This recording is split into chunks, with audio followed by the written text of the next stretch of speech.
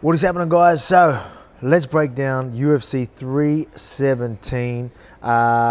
Before I go and break it down, this is going to be more of a breakdown of what I think about the fights. I will sort of give you my pick, but if you want my actual picks and breakdowns for betting purposes and all that, our Smack Talk with Volk video will be coming out as well. So check that out. That'll give you the more detailed sort of picks. Where now I'm just going to break down the fighters and their games and whatnot. So let's start off with Renato Moicano and Beneil Dariush. Beneil Dariush, incredible fighter. He's a coach. He's actually a pretty successful coach. So he knows his stuff. Very, very well-rounded. He can strike. He can work a game plan. He can grapple. He can wrestle. It's a tough one for him where he's obviously was so close to the top and was unfortunate with the way sort of things went. Missed opportunities for him there where he should have maybe got title shots and then getting losses. And then sort of had a couple of losses after that as well. So that is what's going to be tricky when you've got someone like Moicano, who is a very dangerous guy. And Dariush been finished in his last few fights as well. A couple of his last few fights anyway. That sort of has me wanting to say this is going to be a tough one against someone like Moicano. But I do want to touch on the fact that Moicano is coming off a loss. Obviously, you've seen how Moicano was the last 4 or 5 times you've seen him in there. Very confident, very aggressive. You could just see that he was just on a mission and it was a confidence in his not give a F about it type of, approach. But now coming off a loss the way he did as well, like Islam obviously made that look pretty easy. Does that knock his confidence? Does that rattle him a bit? Is he as aggressive as he was? You know what I mean? I feel like that aggressive Moicano would be very dangerous for Dariush. But is he going to be a little bit more hesitant? Is he going to be a little more worried about getting taken down, knowing that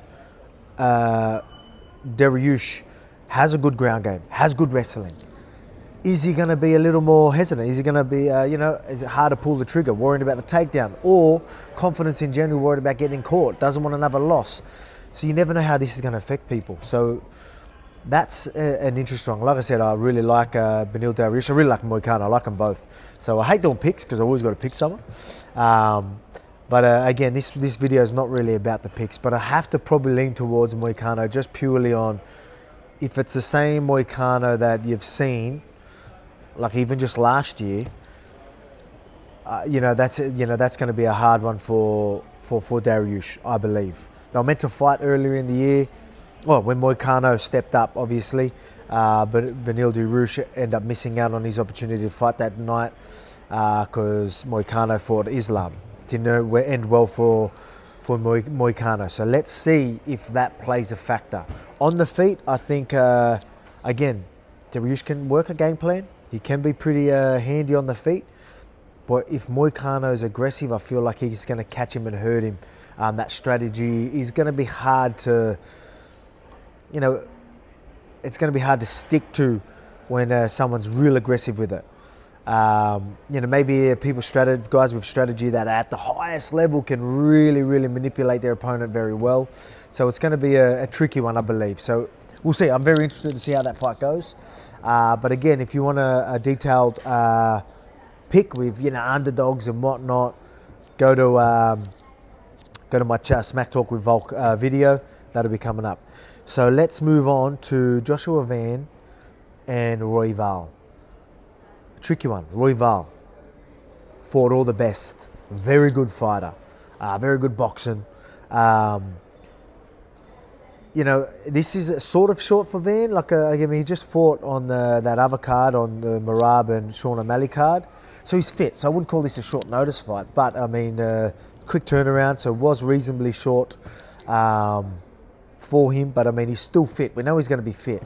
And he is on absolute tear. So you've got someone who's experienced.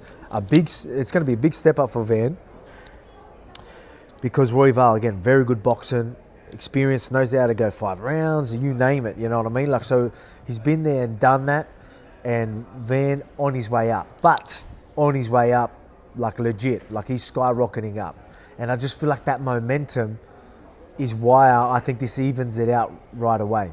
You know what I mean? Like that's how I'm looking at this. When I look at this fight, I'm like, it's pretty easy, pretty hard to pick. It's pretty even for me, just purely because the trajectory, 3 rounds. We've got to remember that's a 3-round fight. That could favour Van. Earlier rounds, and then experience come in the later rounds. Could he finish Royval? Royval's tough, so we might see a finish, but I think I'm going to go with probably the damage and just the hype and the momentum right now for Van. I'm going to go with Joshua Van on this one. So again, this is a big one. I couldn't tell you the exact odds on that, but I'm sure Van coming in against someone like Royval, probably going to be the underdog. But again, I've got all those details coming out on the Smack Talk with Volk, so go check that out. But yeah, so I will go with momentum here. And like I said, his trajectory is just skyrocketing right now. I think that's going to, it's a big card. I feel like we're going to have more conversations about Joshua Van this weekend. So let's see how that goes down. Now, let's go for the co-main event. And we'll go to the main event. Co-main event, Kai Kara-France versus Pantoja. Another incredible fight. Obviously, good mate of mine, Kai, fighting for the title. Second time as well to fight for a title. So I was there for the first one. And I'll be there for this one. Cannot wait for this. I think this is going to be a tough fight for both of them. But I believe Kai is going to be able to do more damage. If it goes the distance, more damage. I believe Kai Kara-France. On the feet, I think he could be more effective with his strikes. Pantoja's tough, so Pantoja's still going to land. He's going to be scrappy, he's going to wrestle, and he's try and take the back, but Kai Kara-France's takedown defense and scrambling ability, he's hard to submit. You know what I mean? So I feel like this favors him with someone like Pantoja. Pantoja always has that wrestling background or grappling background that can save him in situations. But I feel like Kai can do enough damage, not let him be successful, not let Pantoja be too successful with the grappling and wrestling, and then, get back to the feet and do enough damage to win the rounds or finish. Can Kai get the finish? I believe he can. I think he's the hardest hitter in flyweight division, no doubt. Pantoja's tough. Very, very tough. He's going to be hard to finish. But I believe if anyone can do it, it is Kai Kara-France. And I think we might see that. Again, he pulled up short last time he stepped in there. I think it's just going to be different this time. I think they're going to have the right game plan. I think he's going to stick to his guns. And I think he can find the chin. I think he's going to back his wrestling so he can still be aggressive. I don't think he's, one thing I always worry about fighters is they get hesitant worrying about the takedown. Back yourself when it comes to, because Kai Kara-France, incredible takedown defense, incredible scrambler, and very hard to submit. Back yourself, you know what I mean? He's going to back himself and just fight his fight and worry about the takedowns when they're there. That's one thing that I find people really struggle with. When they worry so much about the takedowns, then they freeze on the feet. You see fighters that don't do that and that be pretty successful. JDM was a good example of that with Beneil. Did his thing on his feet, didn't hesitate, wasn't second guessing, worried about the takedown when it was there.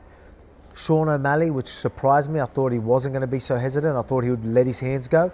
Again, so worried about the takedown, didn't even let his hand go. So even less than he did in the first fight, which I just thought was the wrong approach.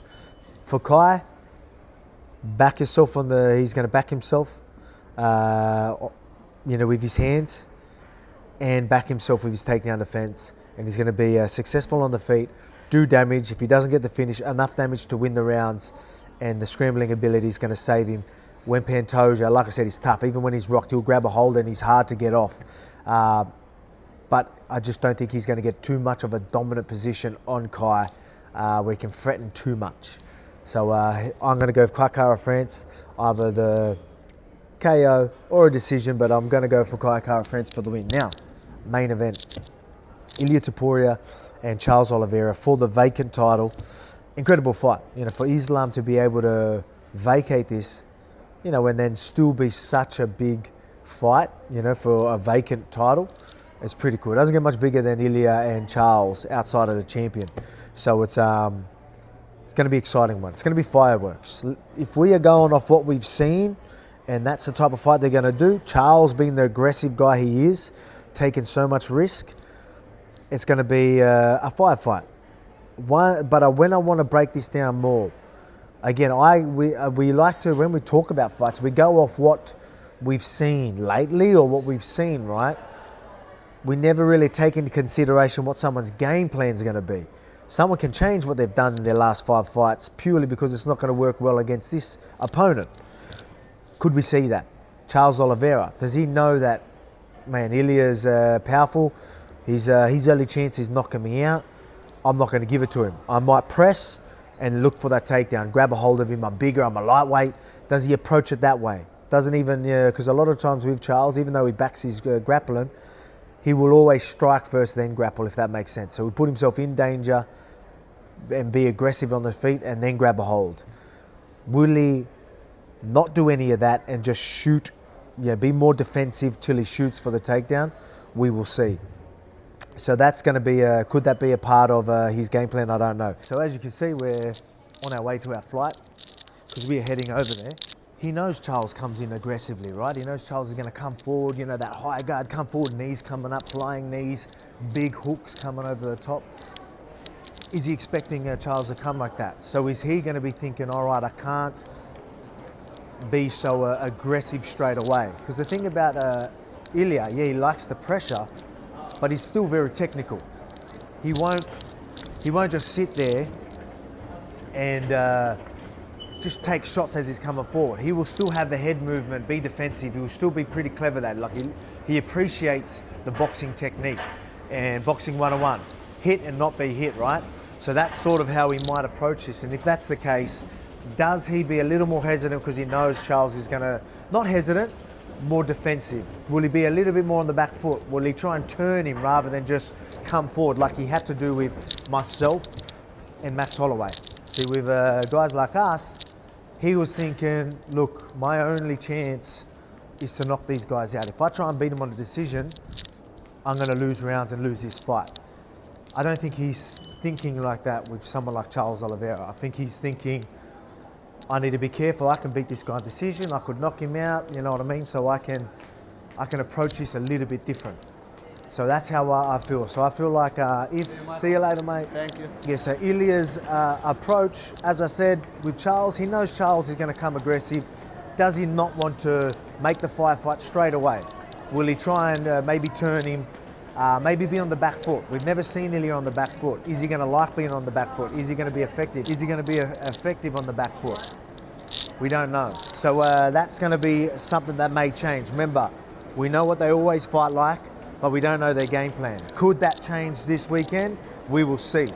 So, but I will give you my little pick. I'll give you a more breakdown of the picks in that other Smack Talk with Volk I told you about.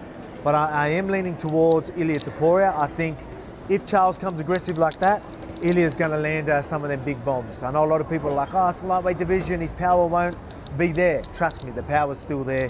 I don't think that is going to play into it too much. So I'm going to go with Ilia as a new lightweight champ. It's going to be exciting, however long it lasts. So let's see how it all goes down. Enjoy the fights. What's up, guys? Volk here. Hey, if you're liking what you're seeing, make sure you like, subscribe, click on the bell to keep yourself notified. I appreciate every single one of you.